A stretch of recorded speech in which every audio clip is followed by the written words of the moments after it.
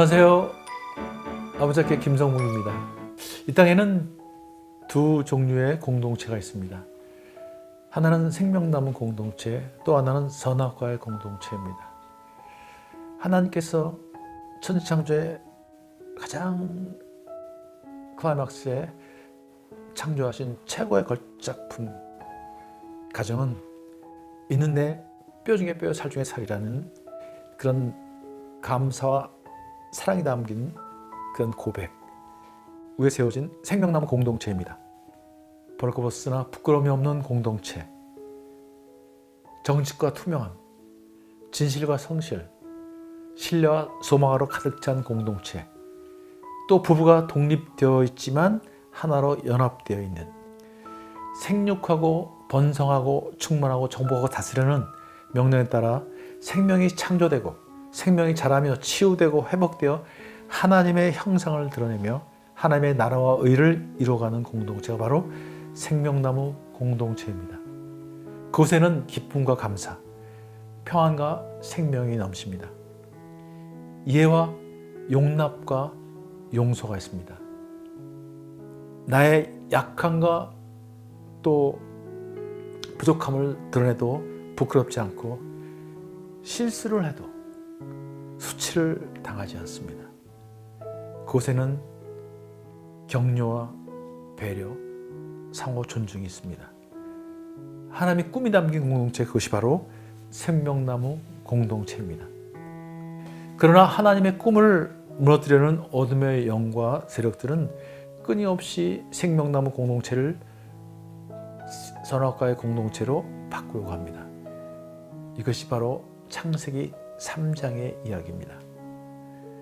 그런데 참 놀랍게도 그들이 사용한 전략은 언어의 세계를 흩어놓는 것이었습니다. 하나님은 분명 동산 각종 나무의 열매는 내가 이물어 먹되 선악을 알게 하는 나무의 열매는 먹지 말라. 내가 먹는 날에는 반드시 죽으리라 라고 말씀하셨습니다.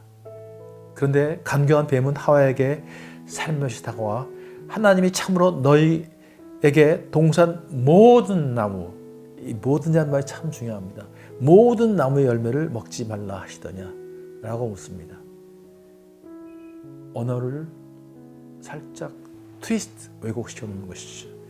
하나님은 모든 나무의 실과를 먹지 말라고 하신 게 아니라 선악을 알게 하는 나무만 먹지 말라고 하셨습니다. 그런데 뱀이 이렇게 말을 받고 버린 것이죠.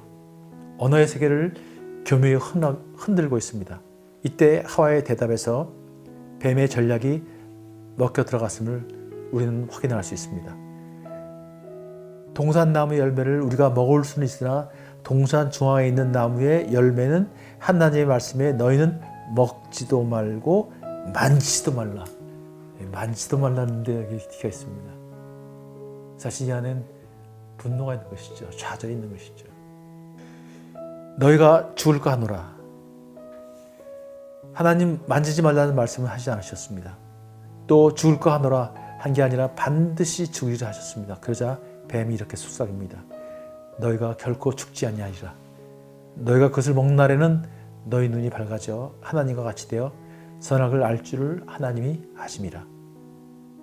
이제 뱀이 한 발 더 나가 본격적으로 거짓말을 합니다. 죽지 않을 것이다. 하나님처럼 될 것이다. 그러자 하와가 완전히 결핵에 넘어갑니다. 먹음직도 하고 보암직도 하고 지롭게 할 만큼 탐스럽기도 한 나무인지라 별 관심을 보이지 않았던 선악과가 갑자기 먹음직스러워 보입니다. 보암직스러워 보입니다. 탐스러워 보입니다. 왜 먹고 싶은 감정은 없었겠습니까? 냉큼 따서 먹고 남편에게도 먹게 합니다. 성경은 그 이후의 사실을 증언합니다. 그들의 눈이 밝아져 자기들이 벗은 줄을 알고 무화과 나무 잎을 엮어 치마로 삼았더라. 하나님의 명령을 어기고 그들이 제일 먼저 한 일은 무화과 나무 잎으로 치마를 해입은 것입니다. 벌거벗으나 부끄러워하는 공동체였으나 이제는 부끄러워지기 시작했다는 것이죠. 그리고 죄가 들어오자 두려워하면서 숨고 변명하고 남을 탓하기 시작했습니다. 아담은 하와를 탓하고 하와는 뱀을 탓하였죠. 이 일로 인해서 아담과 하와는 에덴 동산에서 쫓겨나게 됩니다. 첫 번째 생명나무 공동체는 이제 선악과 공동체로 바뀌고 만 것입니다. 우리는 여기서 뱀, 즉 어둠의 세력의 전략을 주목할 필요가 있습니다. 뱀은 전쟁이나 폭력, 요즘 말로 하면 미사일을 쓰지 않았습니다. 놀랍게도 말씀을 가지고 접근해서 교묘하게 흔들어 놓았습니다. 하나님께서 말씀으로 천지를 창조하신 후 인간에게 그 말씀을 사용할 수 있는 권세를 주셨는데 놀랍게도 뱀이 그 말씀을 가지고 인간을 농락한 것입니다. 고대사를 보면 전쟁이 일어나기 전에는 항상 첩자를 보내서 유언비어를 퍼뜨리거나 민심을 교란시켰습니다. 현대 전쟁에서도 가장 중요한 전략 중 하나가 통신시설을 부수거나 교란시키는 것입니다. 인터넷이 발달한 뒤에는 사이버 전쟁 시대라고 해도 과언이 아니게 되었습니다. 현대 정치나 기업 경영에서도 가장 중요하게 여기는 것이 바로 소통입니다. 허준 선생님이 쓰신 동의보감에는 통즉 불통, 불통즉 통이라는 말이 있습니다. 통하면 나쁘지 않고 통하지 않으면 아프다는 뜻이죠. 몸의 기 또는 혈에 관한 이야기지만 공동체도 사실은 마찬가지입니다. 소통하면 아프지 않고 소통하지 못하면 아프게 되어 있습니다. 그래서 흔히 가정사역자들은 대화를 동맥으로 비유해서 대화가 되지 않으면 대화 경화증에 걸렸다고 표현하기도 합니다. 대화 경화증에 걸리면 심장에 문제가 생겨서 몸이 서서히 병들어 죽어가는 것처럼 공동체 또한 대화 경화증이 걸리면 서서히 죽어갑니다. 생명나무 공동체의 특징은 문제가 없는 것이 아니라 소통을 통해서 문제를 극복하며 성숙해가고 생명력이 넘친다는 것이죠. 선악과 공동체는 책임 회피, 이기심, 시기, 질투, 다툼, 수치감, 불안, 두려움, 불신, 미움, 상처로 가득 찬 공동체입니다. 생명의 언어가 아닌 죽음의 언어가 난무하는 곳이 바로 선악과의 공동체입니다.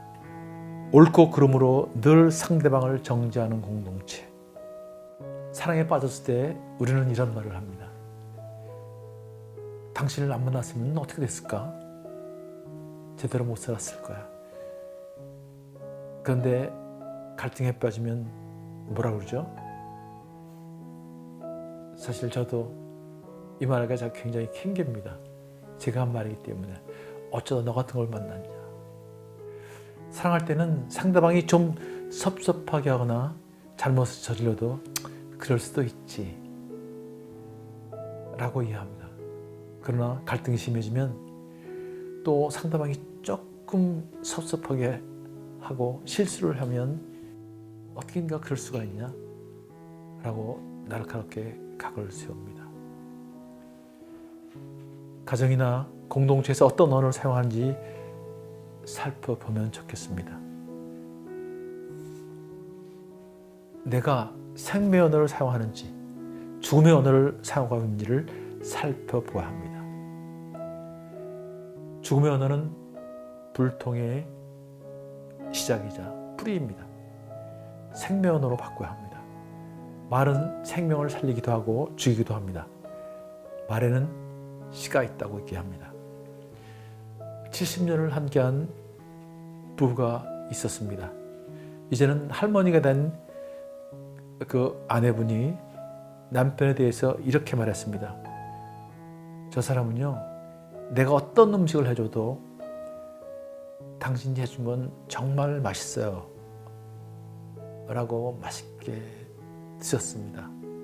뭘 이렇게 만들었어? 이게 무슨 맛이야? 라고 말을 한 적이 한 번도 없어요.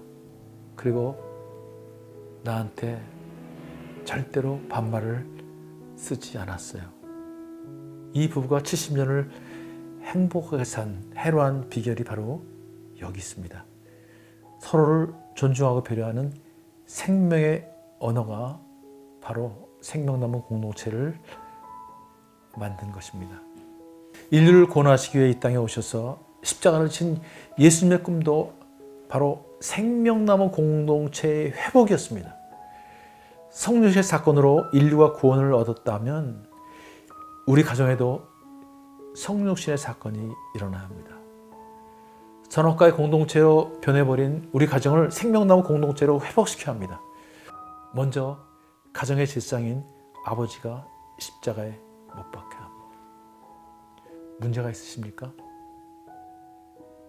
언제나 가정의 질상인 아버지가 먼저 생명의 언어로 화해의 손을 내밀어야 합니다. 그래야 아내가 은혜의 여성으로 꼽히고 자녀는 주님이 주신 꿈을 키우며 성장해 나갈 것입니다. 지금까지 남자 사랑을 배우다는 내용으로 이야기를 나눴는데요. 다음 편에는 남자 소통하다는 주제로 말씀을 드리겠습니다. 여기까지 잘 오셨습니다. 참 힘드시죠? 저도 유튜브로 방송을 많이 들었지만 이게 남자들이 앉아서 듣는다는 게 보통 일이 아닙니다. 그러나 끝까지 가면 끝이 납니다. 또 여러분 가슴에 울림이 있는 것들 여러분들이 삶에 하나하나 적용하면 놀라운 일들이 벌어집니다. 기적의 주인공이 되십시오. 내가 변하고 우리 가정이 변하면 우리 사회가 행복해집니다. 그 시작은 바로 우리가 하는 것입니다. 아버지가 하는 것입니다. 끝까지 함께 했으면 좋겠고요. 또 시간 날 때마다 이 아버지께 관련된 영상들을 보시면서 계속 재충전해 주셨으면 좋겠습니다. 그리고 아버지 현장에 여러분들이 참석하셔서 함께 또 은혜를 나눌 때 그 은혜는 또 배가 될 줄 믿습니다. 여러분 어떤 어려움 시에도 아버지이기 때문에 포기할 수 없습니다. 아버지 자리는 누구한테도 양보할 수 없는, 누구도 대신할 수 없는 자리입니다. 온 가족이 여러분을 바라보고 있다는 것, 또 우리 나라 민족이 여러분의 가정을 보고 있다는 것을 꼭 기억하시고 그 중심에 여러분이 있길 바랍니다. 감사합니다.